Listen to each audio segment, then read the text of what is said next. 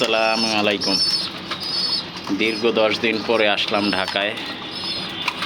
কবুতরের কাছেও আসলাম 10 দিন পরে, ছুটিতে ছিলাম। সব কবুতর দেখাশোনার জন্য লোক ছিল।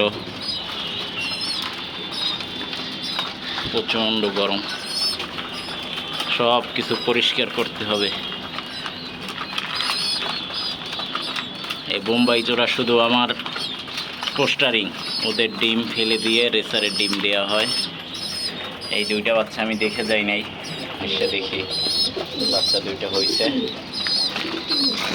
আর এখানে এই বাচ্চাটা আমি দেখে যাই নাই, যেদিন গেছি ওই দিনই ফুটছে।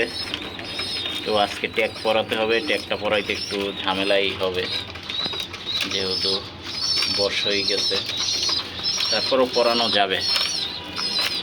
আর এদের কাছে একটা বাচ্চা আছে, অনেক ময়লা হয়ে গেছে, এখন সবগুলোকে পরিষ্কার করতে হবে।